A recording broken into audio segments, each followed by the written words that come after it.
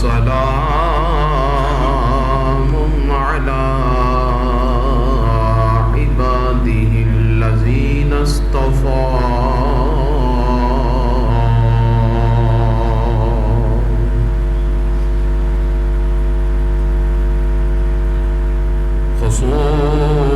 خصوصا على سيد الأنبياء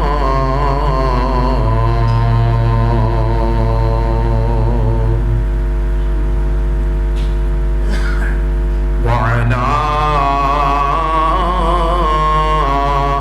آله التقى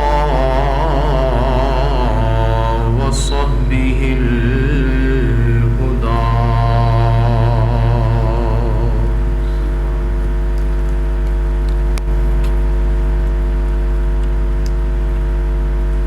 أما بعد فأعوذ بالله من الشيطان الرجيم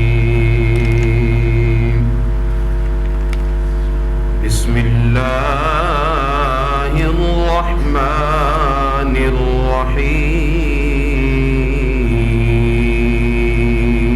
الرحيم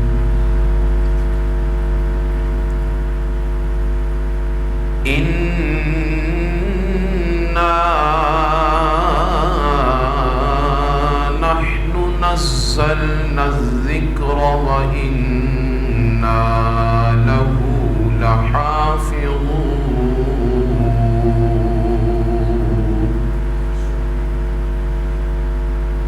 وقال الله تعالى في مقام آخر يريدون ليطفئوا نور الله بأفواههم والله متم نوره ولو كره الكافرون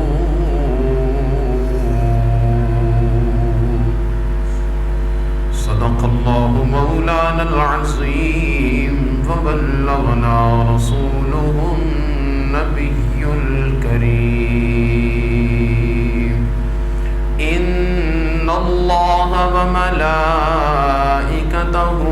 يصلون على النبي يا أيها الذين آمنوا صلوا عليه وسلموا تسليما الصلاة والسلام عليك يا رسول الله وعلى آلك وأصحابك يا حبيب الله الصلاة والسلام عليك يا رسول الله وعلى آلك وأصحابك يا حبيب الله الصلاة والسلام عليك يا رسول الله وعلى آلك وأصحابك يا حبيب الله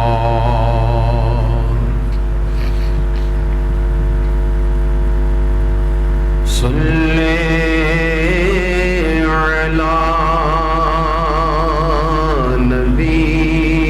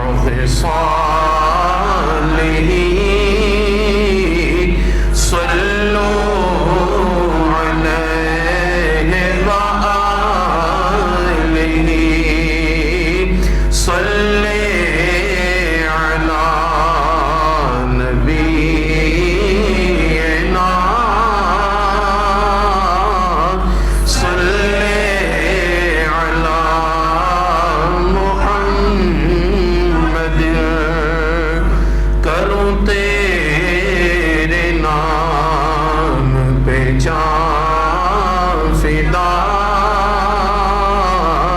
نہ بس ایک جان دو جہاں فدا دو جہاں سے بھی نہیں جی برا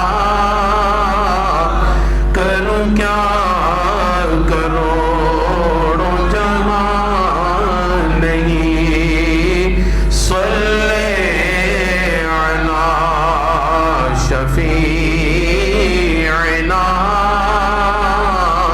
صلی علی محمد صلی علی کریمنا صلی علی کرمد اہل دول رضا پڑے اس بلا میں میری بلا میں گدا ہوں اپنے کریم کا میرا دین پارائنا نہیں صلی علی شفیعنا صلی علی محمد صلی علی کریمنا صلی علی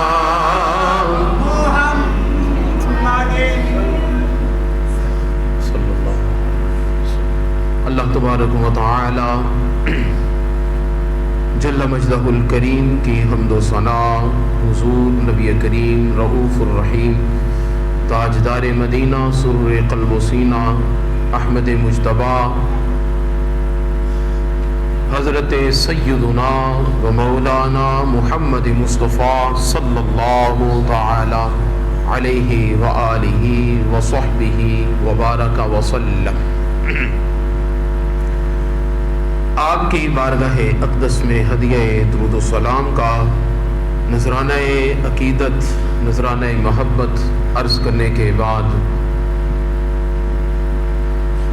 عزیزان محتشم سامعین کرام،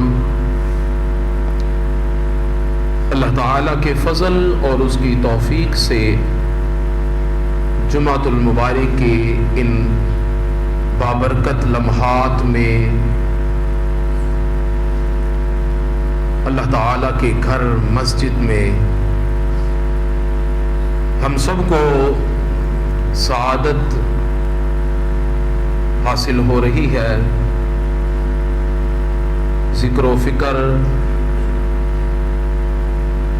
اور اللہ تعالیٰ کی عبادت کے لیے ہم سب یہاں حاضر اور موجود ہیں۔ خالق کائنات کی بارگاہ اقدس میں دعا گو ہیں کہ زندگی کے آخری لمحات تک حق کے ساتھ زندہ رہنے اور حق کی اتباع کرنے اور ہمیشہ اہل حق کے ساتھ کھڑے ہونے کی توفیق عطا فرمائے۔ اللہ تعالی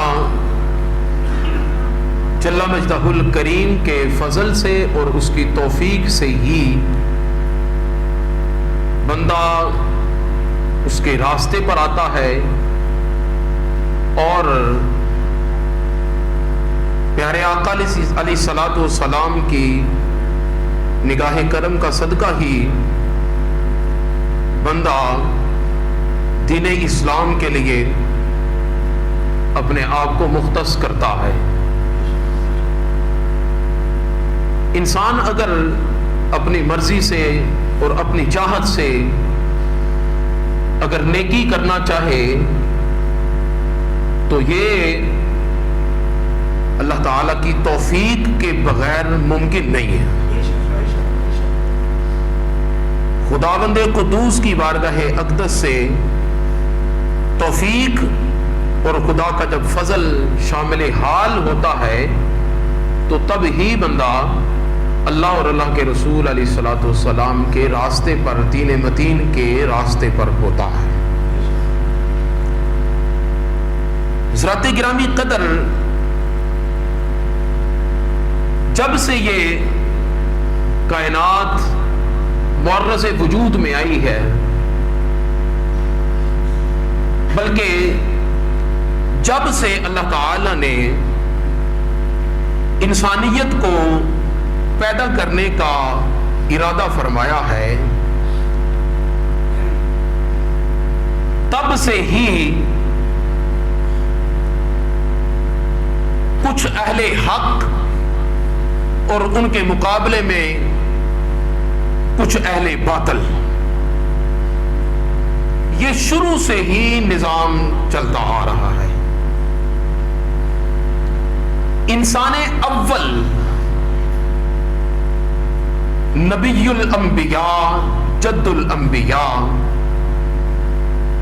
حضرت سیدنا آدم علیہ السلام کی ذات مقدسہ کو ہی اگر آپ لیں تو آپ کو اس وقت سے ہی پتہ چلے گا کہ اللہ تعالیٰ نے جب حضرت آدم علیہ السلام کی تخلیق فرمائی تھی، اس وقت سے ہی حضرت آدم علیہ السلام حق پر تھے، اور حضرت آدم علیہ السلام کی مخالفت میں کچھ اہل باطل پر موجود تھے۔ جب اللہ تعالی نے فرشتوں سے حضرت آدم علیہ السلام کے سامنے جھکنے کے لیے حکم فرمایا، فسجد الملائکۃ کلہم اجمعون، تو سارے کے سارے فرشتوں نے حضرت آدم علیہ السلام کو اکٹھے سجدہ کیا۔ فرشتوں نے آدم علیہ السلام کو سجدہ کیا الا ابلیس۔ اس وقت جب سب نے اپنے سر سجدے میں رکھ دیے تو آدم علیہ السلام کے سامنے ایک کھڑا رہا،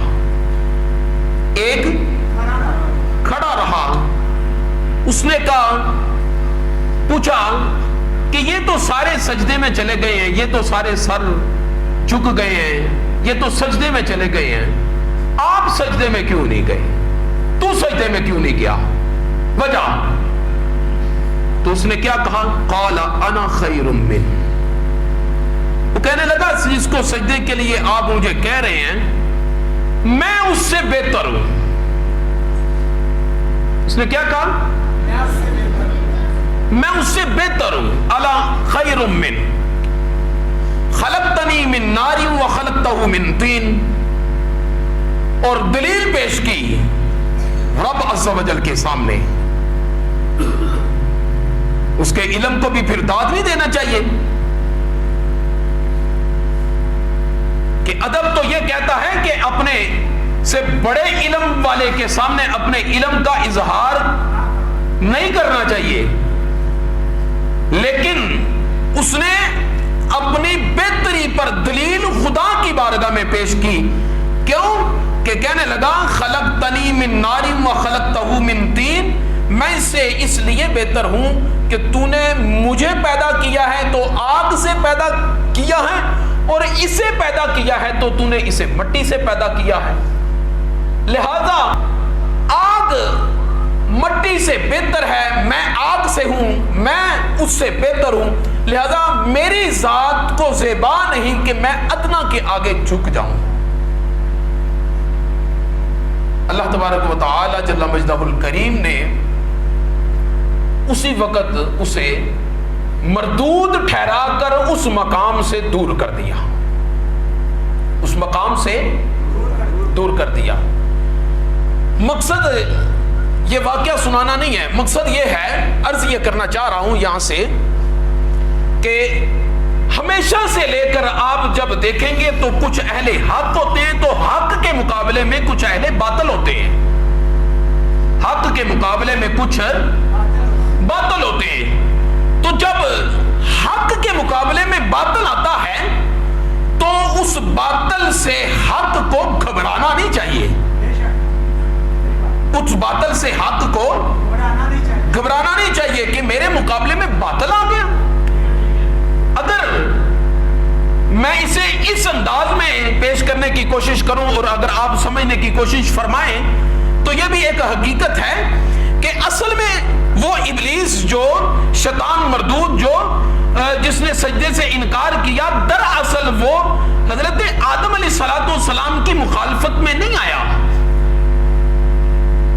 وہ حضرت آدم علیہ السلام کی مخالفت میں نہیں آیا، وہ دراصل اللہ تبارک و تعالی جل مجدہ الکریم کی مخالفت میں آیا ہے۔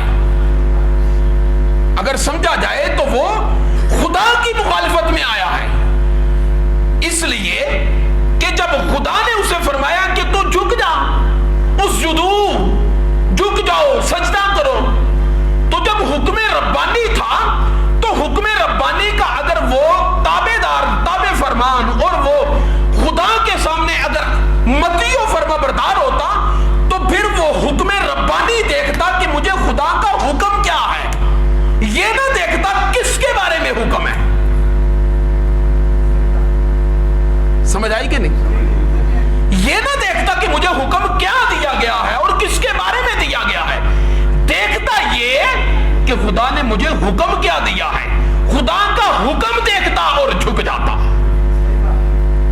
مولا میں تو تیرا فرما بردار ہوں، میں تو تیرا جاننے والا اور تیرا ماننے والا ہوں، میں تو تیرے آگے جھکنے والا ہوں، لہذا میں تیرے آگے ہی جھکتا ہوں، لہذا جب تیرا تابعدار ہوں تو تیری مرضی ہے، تو مجھے اپنے آگے جھکا یا اپنے سے ہٹ کے کسی دوسرے کے آگے جھکا، میں خود تو نہیں جھک رہا، میں تو تیرے جھکائے سے جھک رہا ہوں، تیرے جھکائے سے جھک رہا ہوں۔ جب تیرے جھکائے سے جھک رہا ہوں تو پھر وہ آدم کے سامنے نہیں جھک رہا بلکہ خدا کے فرمان کے سامنے جھک رہا ہے۔ کیا خیال ہے؟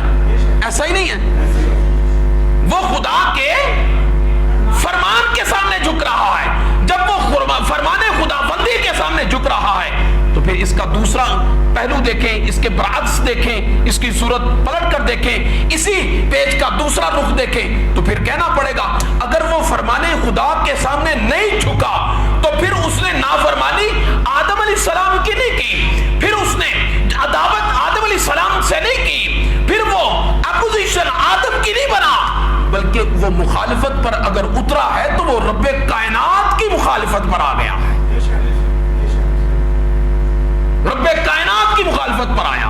اب میں یہ جملہ عرض کروں تو آپ کو زیادہ جلدی سے سمجھ آئے گا کہ جو میں نے عرض کیا کہ حق کے مقابلے میں جب باطل آئے تو حق کو گھبرانے نہیں چاہیے، اس لیے کہ کائنات کے مالک نے اللہ رب العالمین نے جب کائنات کو تخلیق فرمایا تو سب سے پہلے انسان کو پیدا کرنے کے بعد جو سب سے پہلا خدا کی بارگاہ اقدس کے اندر دوسرا شخص بنا وہ اٹھا اور خداوند قدوس کی مخالفت پر اٹھا۔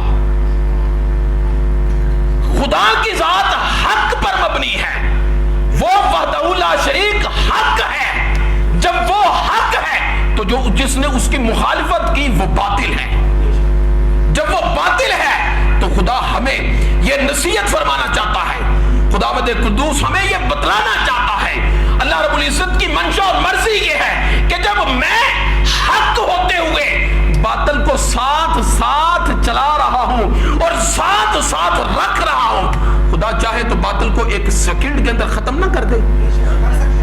کیوں جی؟ خداوند قدوس اگر چاہے تو شیطان جو ہمارے رگ و ریشے کے اندر موجود ہے، خون کے قطروں کی طرح امیزش کر رہا ہے، اللہ تبارک و تعالی اگر چاہے تو یہ سارا سلسلہ ختم نہیں ہو سکتا ہے، مگر خدا فرماتا ہے میری منشا یہ ہے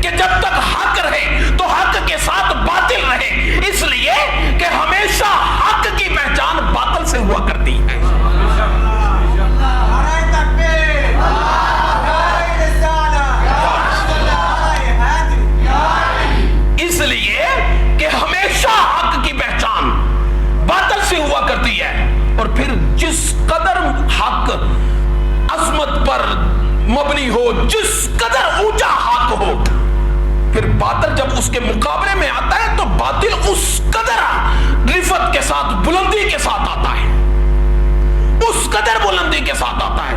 دیکھیں نا، رب کائنات ہر جگہ موجود ہے۔ کون سی ایسی شے ہے جس جگہ پر خدا نہیں ہے؟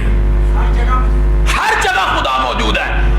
اور جب اس نے باطل کو سامنے رکھا تو فقط باطل کو وہ محدود کر سکتا تھا، باطل کو لمیٹڈ کر کے ایک دائرے میں بند کر سکتا تھا، باطل کو اگرچہ زندہ رکھتا مگر باطل کو ایک حد کے اندر رکھ کر محدود کر سکتا تھا۔ لیکن خداوند قدوس نے فرمایا نہیں نہیں، جس طرح حق واضح ہے اور حق ہر جگہ موجود ہے، فرمایا میں باطل کو بھی میں نے طاقت دی، باطل کو میں نے قوت دی، باطل کو میں نے اختیارات دیے، باطل کو میں نے اتنا وسیع کر دیا کہ میں نے باطل سے کہا جس مقام پر میں حق بن کر رہوں گا، تجھے اختیار دیا جاتا ہے کہ اس مقام پر تو باطل بن کر رہے۔ شیطان کس جگہ پر موجود نہیں ہے؟ بتائیں جی، کون سی شے ہے جہاں پہ شیطان مردود نہیں ہے؟ ہر جگہ موجود ہے۔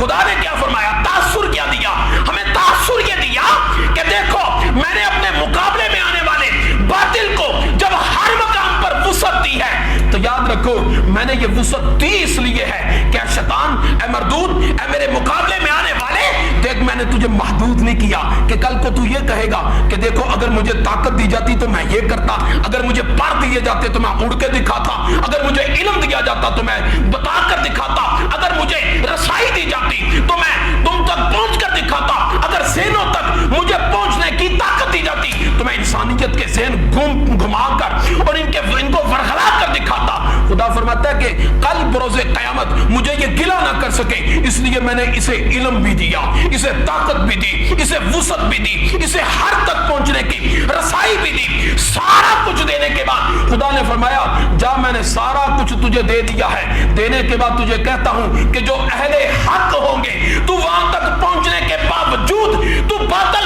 رہے گا، اہل حق اس وقت بھی تجھ پر غالب رہیں گے۔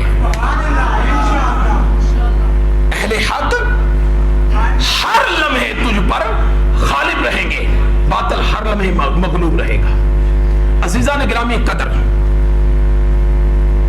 قرآن کریم فرقان حمید کے اندر اللہ تبارک و تعالی نے ارشاد فرمایا کہ یریدون لیطفئوا نور اللہ بافواہہم، یریدون لیطفئوا نور اللہ بافواہہم واللہ متم نورہ ولو کرہ الکافرون۔ اللہ تعالیٰ نے فرمایا جس طرح یہ شروع سے باطل چلتا آ رہا ہے حق کے ساتھ ساتھ، یاد رکھنا یہ قیامت تک چلتا رہے گا، قیامت تک چلتا رہے گا۔ جس طرح باطل پر رہتے ہوئے اپنا کردار ادا کر رہا ہے، اے حق والو تم حق پر رہتے ہوئے سو نہ جانا، اے حق والو تم حق پر رہتے ہوئے اپنی نگاہیں نہ چرا لینا۔ لہذا رب کائنات جل مجدہ الکریم نے ارشاد فرمایا یریدون لیطفئوا نور اللہ بافواہہم۔ یہ 28ویں سپارے کی سورہ الصف، اس کی 8 نمبر آیت ہے۔ فرمایا کہ یہ جو کفار ہیں یہ چاہتے ہیں کہ اللہ تبارک و تعالیٰ کے نور کو اپنی پھونکوں سے بجھا دے، اللہ تعالیٰ کے نور کو اپنی پھونکوں سے بجھا دے۔ لیریدون لیطفئوا نور اللہ بافواہہم، فرمایا واللہ متم نورہ، اللہ تبارک و تعالیٰ اپنا نور پورا کر کے چھوڑے گا، اللہ تبارک و تعالیٰ اپنے نور کا اتمام فرمائے گا، اللہ تبارک و تعالیٰ اپنے نور کو مکمل کرے گا، خدا کا نور مکمل ہو کر رہے گا۔ وَلَوْ كَرِهَ الْكَافِرُونَ، فرمایا کہ یہ چیز اگرچہ کافروں کو بری لگے، یہ چیز اگرچہ کافروں کو زیب نہ دے، یہ چیز اگرچہ کافروں کے لیے جب وہ اچھی نہیں ہے، ان کے لیے ناپسندیدہ ہے، لیکن ان کے لیے ناپسندیدہ رہے، خدا فرماتا ہے ہم حق کو ایسے واضح کر کے چھوڑیں گے، حق کو ایسا نکھار کر چھوڑیں گے، حق کو اعلانیہ طور پر اس قدر بلند کر کے چھوڑیں گے کہ ہر کسی کی دہلیز تک حق کی کرن پہنچ جائے گی، ہر کسی کے دروازے پر حق کی کرن پہنچ جائے گی۔ اب حق کیا ہے؟ حق کیا ہے؟ مختلف لوگوں نے تفاسیر کی، مختلف لوگوں نے اس کے معنی کیے۔ کسی نے کہا حق سے مراد دین اسلام ہے، کسی نے کہا حق سے مراد قرآن ہے، کسی نے کہا حق سے مراد ذات مصطفیٰ کریم علیہ الصلوۃ والسلام ہے۔ ہم نے کہا ان تینوں کو مراد لیں تو تینوں ہی اپنے مقام پر برحق ہیں کہ جب اسلام آیا تو اسلام کے دعوے دار جو تھے، اسلام کے جو فالورز تھے، اسلام کے جو مطیع و فرمانبردار تھے، جب ان کو دیکھا تو یہود و ہنود کو جو ہے وہ ایک مرتبہ بیماری پڑی کہ یہ غلبہ حق کے ساتھ کھڑے ہو کر حق کو کس طرح اونچا اور سر بلند کرتے چلے جا رہے ہیں۔ حق کے راستے کے اوپر انہوں نے روڑے اٹکانے کی کوششیں کی، انہوں نے اسلام کو دبانے کی کوشش کی، اسلام پر مختلف طرح کے طعن و تشریح، اعتراضات اور اسلام کے اوپر مختلف طرح کے حملوں کی کوششیں کی۔ خالق کائنات نے ارشاد فرمایا واللہ متم نورہ ولو کرہ الکافرون، تمہارا کوئی حربابی اسلام کو ناکام کرنے کے لیے کامیاب نہیں ہوگا، لہذا ہر مقام پر اسلام کا جھنڈا لہراتا ہوا نظر آئے گا اور قیامت تک اسلام سر بلند ہی رہے گا، قیامت تک اسلام سر بلند رہے گا۔ اور اگر اس کا معنی قرآن لیا جائے تو یہ بھی ایک حقیقت ہے کہ اللہ تبارک و تعالیٰ نے اس قرآن کو اپنے محبوب علیہ الصلوۃ والسلام پر جب نازل فرمایا تو یہ ایک ایسی جامع کتاب ہے، ایک ایسی مکمل کتاب ہے، ایک ایسی جو وہ مفصل کتاب ہے کہ جس کے اندر فقط قرآن ہی نہیں بلکہ کل کائنات کے علوم ہیں، رب کائنات کی ذاتی و صفاتی علوم ہیں، خالق کائنات جل مجدہ الکریم کی جملہ صفات ہیں جس کے اندر اللہ تعالیٰ نے تورات، زبور، انجیل اور دیگر تمام صحائف کے علوم کو رب کائنات نے قرآن کے اندر جمع فرما دیا۔ صرف یہ قرآن ایک قرآن دین اسلام کا پرچار کرنے والی ایک کتاب ہی نہیں ہے، بلکہ خالق کائنات جل مجدہ الکریم نے اس قرآن کو ایسے جمع علوم کی ایسی جامعیت عطا کی کہ اس کے اندر ہر طرح کے علوم موجود ہیں۔ جب ہر طرح کے علوم موجود ہیں تو رب کائنات نے اس کتاب کو جس کے اندر سارا کچھ تھا جب نازل فرمانا چاہا تو قرآن کریم کے اندر آتا ہے لو انزلنا هذا القرآن على جبل لرأيته خاشعا متصدعا من خشية الله، ایسی جامع کتاب کہ جس کے اندر اللہ رب العزت کے انوار، خداوند قدوس کی ذات و صفات کے علوم، رب کائنات کے تمام علوم اس کے اندر جب جمع فرمائے، خالق کائنات نے وحدانیت کے وہ سرچشمے اس کتاب کے اندر جمع فرمائے، آدم علیہ السلام سے لے کر عیسیٰ علیہ السلام اور جناب پیغمبر نبی آخر الزمان حضور خاتم النبیین صلی اللہ تعالی علیہ وسلم کے آخری نبی ہونے تک، اور آپ کی تمام مرکزیت کو، جامعیت کو، اور آپ کے جمیع علوم کو، اور آپ کی جملہ صفات کو، اور تمام حوادث و قواعد کو خالق کائنات نے جب اس قرآن کے اندر رکھا تو قرآن کے اندر رکھ کر پھر قرآن کے بارے میں اللہ تعالیٰ نے فرمایا اس کتاب کو پھر ہم نے پہاڑوں سے کہا آؤ تم اپنے اتنا طاقتور اور اتنا متبحر اور اتنا ثقیل ہونے کے باوجود آؤ مجھے بتاؤ ذرا اس قرآن کو اٹھا سکتے ہو؟ اس قرآن کو اٹھا سکتے ہو؟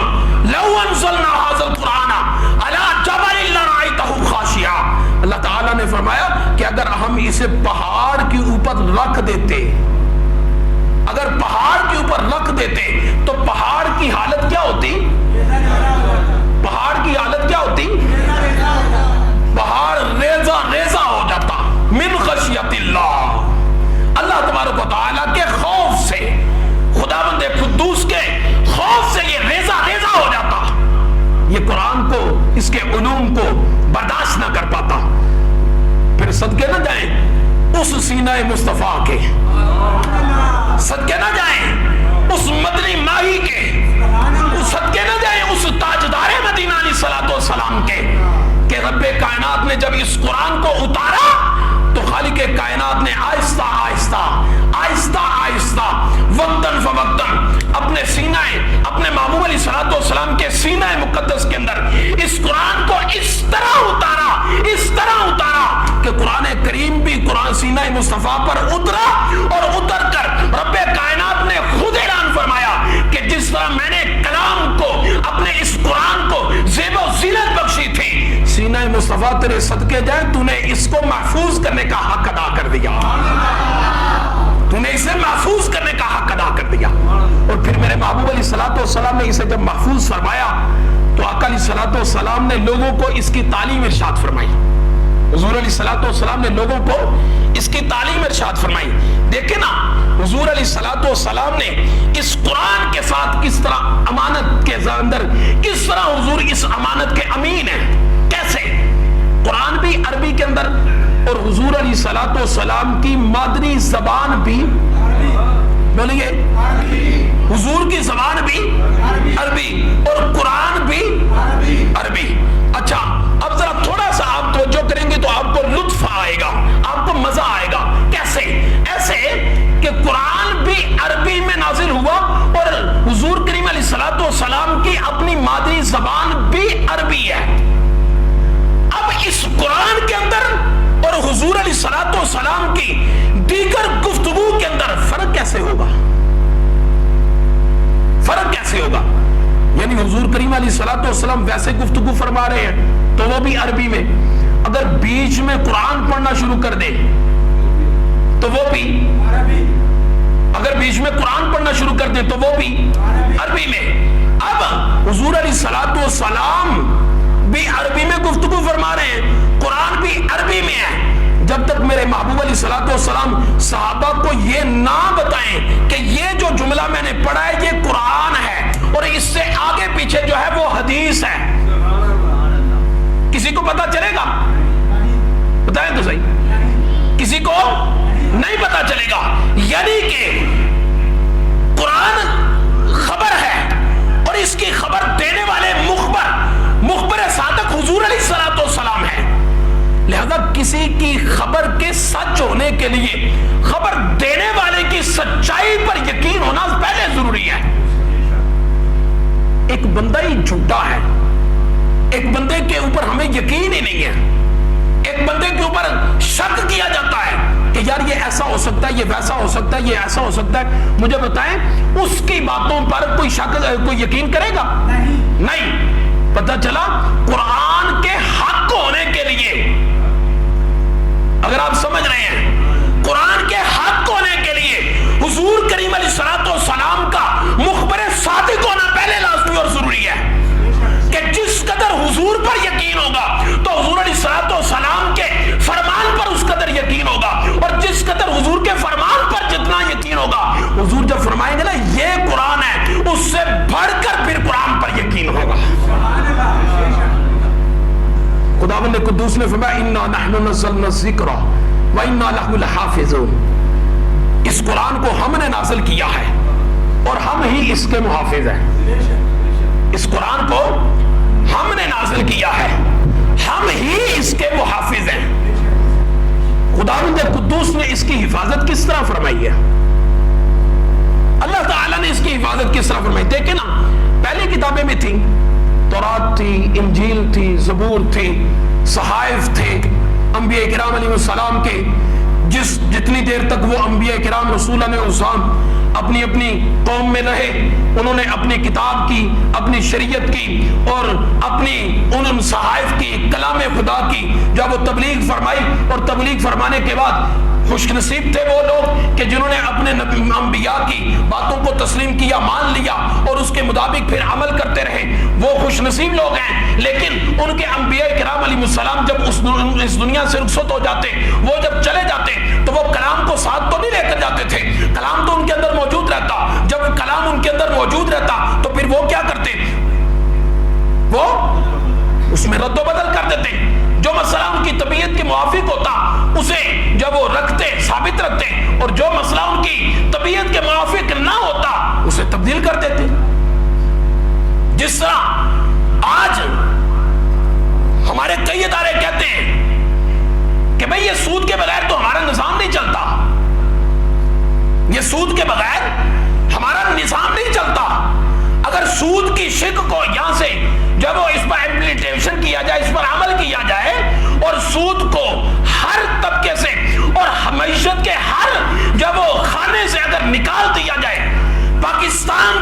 سود کو نکال دیا جائے.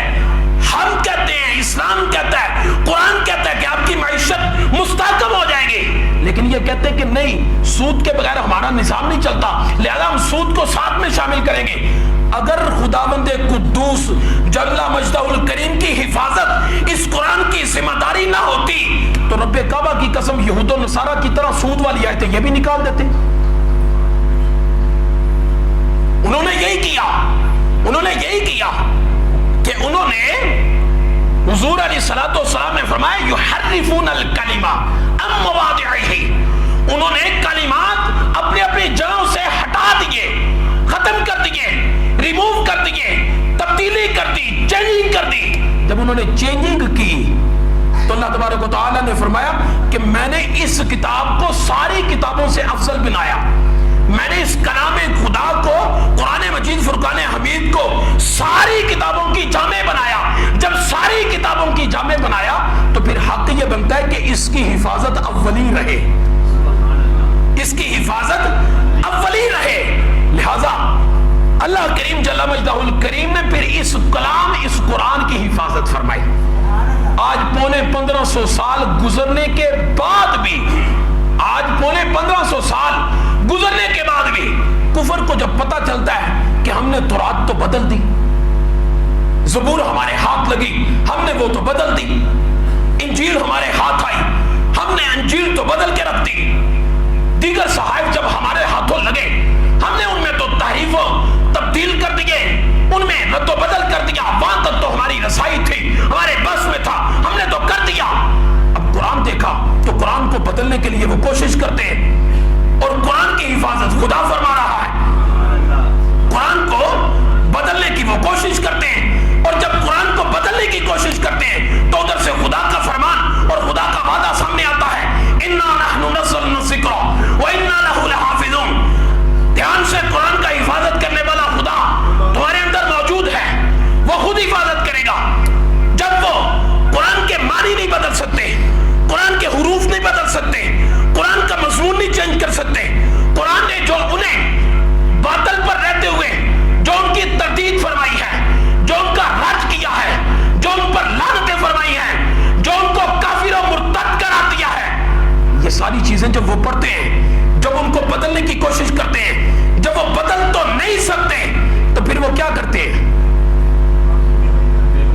پھر کیا کرتے ہیں, پھر قرآن کریم کی بے حرمتی کرتے ہیں, پھر قرآن کے خلاف جاتے ہیں, پھر قرآن کو جلانے کی کوشش کرتے ہیں, پھر قرآن کو اپنا غصہ اس طرح سے نکالتے ہیں کہ ہم قرآن کو معاذ اللہ پھاڑ دیں گے, اس کے اوراق شہید کر دیں گے.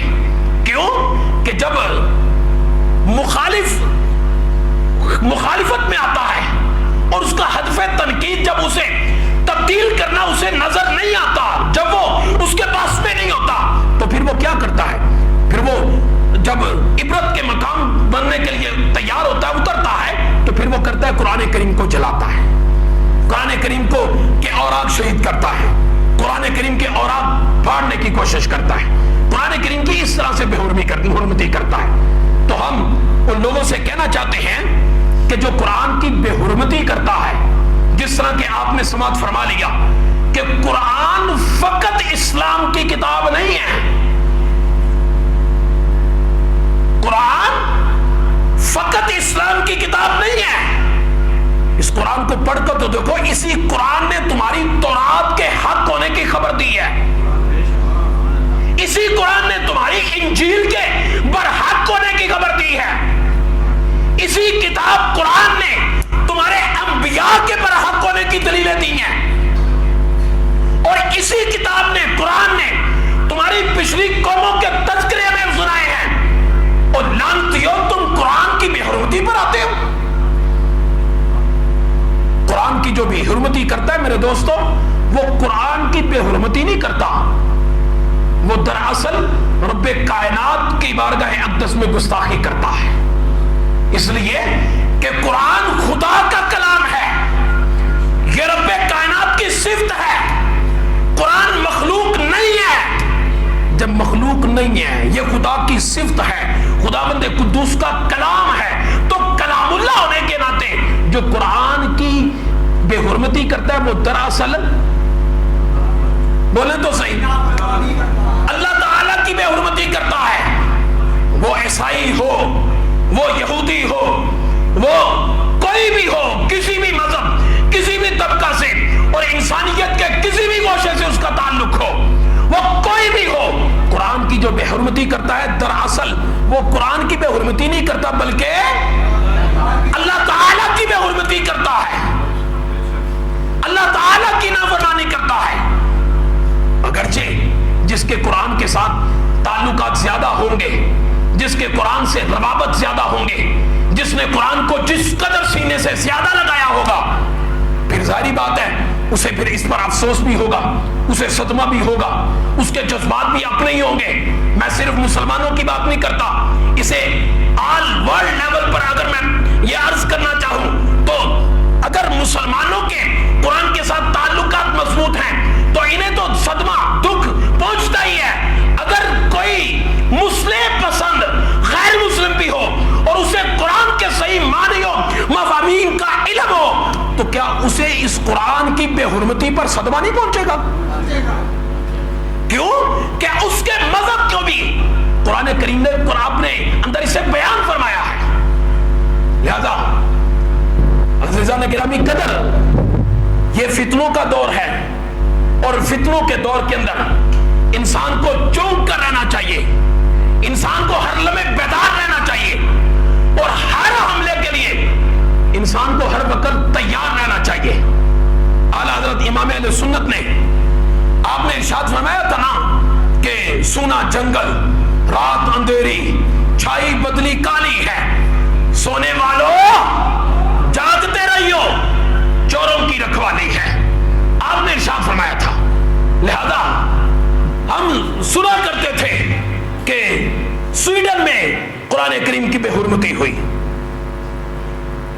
ہم سنا کرتے تھے, یہ پچھلے دنوں سنا نا, فلاں مقام پر فلاں مقام پر فلاں مقام پر. آپ کو علم ہے کہ آپ کے علاقے کے اندر قرآن کی بے حرمتی ہوئی ہے؟ آپ کو پتہ؟ ہاتھ کھڑا کریں کس کس کو پتا ہے؟ آپ کے اس علاقے کے اندر دیکھیں نا, اب کئی شرم کے مارے ہاتھ نہیں کھڑے کر پا رہے, پتا ہونے کے باوجود شرم کے مارے ہم ہاتھ کھڑا کریں گے تو ہمارا کہیں نام ان میں نہ آ جائے کہ جنہیں قرآن کی بے حرمتی کا پتہ ہے. ہم اس قدر بے غیرت اور اس قدر بے حیث ہو چکے ہیں کہ ہمیں اپنے خدا کے کلام کی حفاظت کرنے پر بھی ہمیں شرم آتی ہے, ہمیں شرم آتی ہے. آپ کے علاقے کے اندر, آپ کی اس گلی کے اندر کچھ ناہنجار لوگوں نے قرآن کریم کی بے حرمتی کی. میں کہتا ہوں بندے کو اگر وہ کچھ نہ کر پائے تو بندے کو پھر ڈوب کے مر نہیں جانا چاہیے.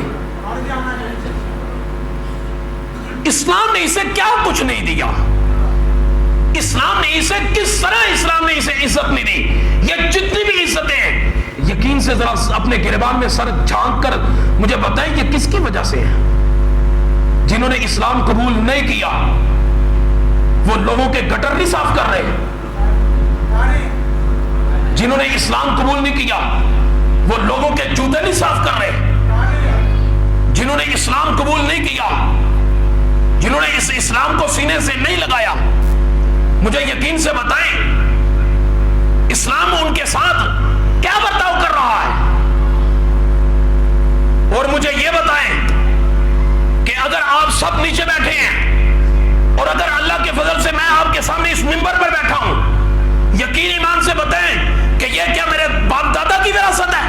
آپ کے کلام کی وجہ سے. اس منصب پر مجھے کس نے بٹھایا؟ آپ کے کلام کی. خدا کی قسم یہ کسی آباء و اجداد کی عزت نہیں ہے, یہ دنیاوی عزت نہیں ہے, یہ کسی جاہ و جلال کا منصب نہیں ہے, یہ وہ عزت ہے جس نے اسلام نے جسے ہمیں عطا کی ہے یہ عزت.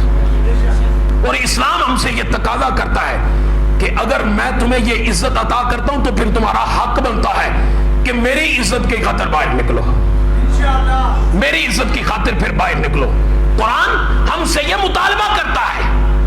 لہذا عزیزان گرامی قدر، قرآن کریم فرقان حکیم کی بے حرمتی ہمارے اس علاقے کے اندر، ہماری اس گلی کے اندر ہوئی، رات گئے، اور اس پر پھر ایک خوشائن چیز یہ ہے کہ بر وقت اس پر ایکشن لیا گیا، اور جو واقعی قرارداد جو مجرم تھے ان کے خلاف ایف آئی آر ہوئی اور انہیں حوالات کے اندر بند کیا گیا، انہیں حوالات میں بند کر دیا گیا۔ بات صرف یہاں تک نہیں ہے، مجھے صرف یہ بتائیں کہ آخر یہ اتنے جذبات بڑھ کیسے گئے ہیں کہ جو اٹھتا ہے اور اللہ تبارک و تعالیٰ کے اس مقدس کلام قرآن مجید کی بے حرمتی، بھائی نیچے تو کوئی بات ہی نہیں کرتا، نیچے تک تو ٹھہرتا ہی کوئی نہیں ہے، سمجھ نہیں آئی؟ اور نیچے تو ٹھہرتا ہی کوئی نہیں ہے، جب بھی کوئی گستاخی کرتا ہے تو مسلمانوں کے نقطہ عروج پر پہنچتا ہے، یا قرآن تک پہنچتا ہے یا صاحب قرآن تک پہنچتا ہے۔ مجھے بتائیں افسوس کے ساتھ کہ مسلمانوں کی اس سے بڑی بے حسی اور کیا ہو سکتی ہے؟ ایسا مسلم کوئی وردی والا ہو یا غیر وردی والا ہو، کوئی سرکاری ہو یا غیر سرکاری ہو، مجھے یہ بتائیں کیا اس قرآن کی حفاظت کا ذمہ یا اس قرآن کی حفاظت ہماری ذمہ داری ہے یا نہیں ہے؟ اس قرآن کی حفاظت کی ذمہ داری ہماری ہے یا نہیں؟ بروز محشر اس قرآن کی سے ہم شفاعت کی امید رکھتے ہیں یا نہیں رکھتے؟ کیا میرے حبیب علیہ السلام نے نہیں فرمایا کہ قرآن کے قبر کے اندھیروں کے اندر اگر روشنی ہوگی تو یہ قرآن کی ہوگی؟ مجھے بتائیں آج اگر اس دنیا کے اندر ہم اسے پسے پشت ڈال دیں، اس کو پیچھے کر دیں، اس قرآن سے کیا توقع رکھیں گے؟ پھر آپ کچھ نہیں، ہلاک ہو جائیں گے۔ یقین سے بتائیں اس قرآن سے پھر کیا توقع رکھیں گے؟ ہم کسی قسم کا اشتعال نہیں چاہتے، ہم لوگوں کو مشتعل نہیں کرنا چاہتے، ہم فتنہ انگیزی نہیں کرنا چاہتے، ہم وہ جو جڑم والا میں واقعات پیش آئے ہم اس طرف نہیں جانا چاہتے، لیکن باہر نکل کر اپنے حکمران بالا کو کم از کم یہ ضرور بتانا چاہتے کہ ہم زندہ ہیں۔ انشاءاللہ ہم زندہ ہیں۔ کیا خیال ہے؟ انشاءاللہ ہم کسی قسم کی توڑ پھوڑ نہیں چاہتے، یہ توڑ پھوڑ کرنا غیروں کا کام ہوتا ہے، یہ پاکستان میرا ہے اور میرے بڑوں نے بنایا ہے، اور یہ کرائے کے ٹٹو اس ملک کے اندر آ کر کبھی تو قرآن اور کبھی صاحب قرآن کی بے حرمتی کر کے میرے وطن عزیز ملک پاکستان کے اندر جو ایک فتنہ وبا اور انتشار چاہتے ہیں، ہم ان کے اس انتشار کو ہوا نہیں دیں گے، لیکن اپنے وہ جو حکمران بالا ہیں کم از کم ان کی بارگاہ میں اور ان کے دروازوں پر یہ دستک دینا چاہتے ہیں کہ کب تک ان لوگوں کی پشت پناہی کر کے ان لوگوں کو یہاں تک پہنچاتے رہو گے؟ خلیفہ وقت عمر بن عبدالعزیز، آخری بات، آج جمعے کی نماز کے بعد جانا کسی نے نہیں ہے، انشاءاللہ ٹھیک ہے نا؟ انشاءاللہ باہر تک انشاءاللہ جمعے کی نماز کے بعد جانا نہیں ہے، نہیں جائیں گے۔ مسجد کے باہر انشاءاللہ تعالی ہم اپنا بھرپور طریقے کے ساتھ جو اسلامی قرآنی آئینی حق ہے ہم اس کے مطابق بتائیں گے کہ ہم قرآن کے محافظ ہیں، ہم قرآن کے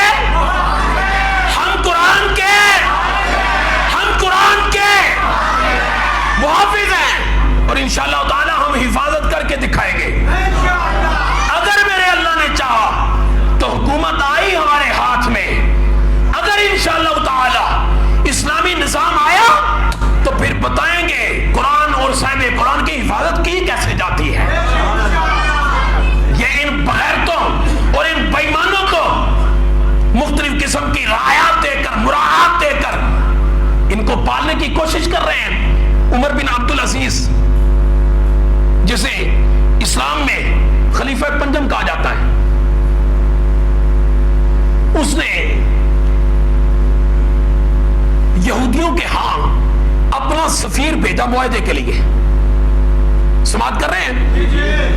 عمر بن عبدالعزیز نے اپنا سفیر بھیجا یہودیوں کے ہاں معاہدے کے لیے. وہ سفیر معاہدے کے لیے جب گیا تو یہودیوں کے ہاں اس نے معاہدہ کیا.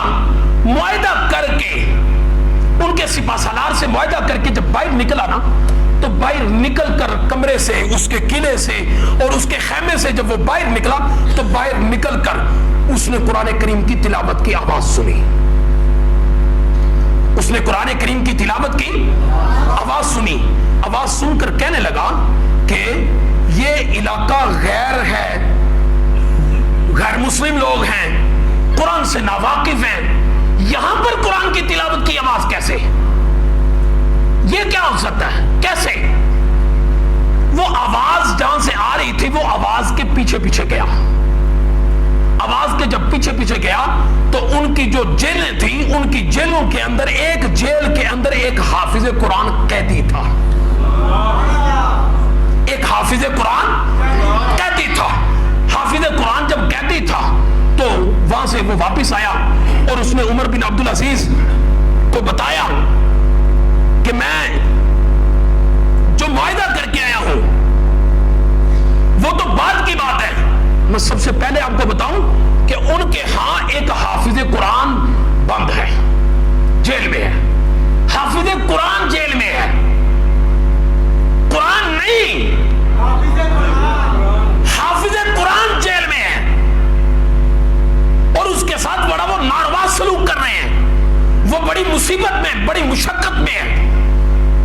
عمر بن عبدالعزیز نے کہا سارے معاہدے بعد میں، فوراً سے اسے خط لکھو کہ آج کا سورج غروب ہونے سے پہلے پہلے وہ حافظ قرآن ہمیں واپس چاہیے.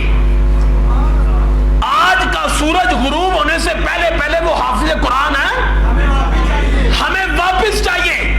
اگر آج کا سورج غروب ہونے سے پہلے حافظ قرآن واپس نہ آیا، ہمارے اندر موجود نہ ہوا، تو اگلا سورج بعد میں طلوع ہوگا. تیرے قلعے کے باہر مسلمانوں کی فوجیں پائے گا تو. اگلا سورج بعد میں طلوع ہوگا اور تیرے قلعے کے باہر مسلمانوں کی فوجیں تو انہیں پائے گا. ہم حافظ قرآن کی اس طرح سے تذلیل نہیں ہونے دیں گے.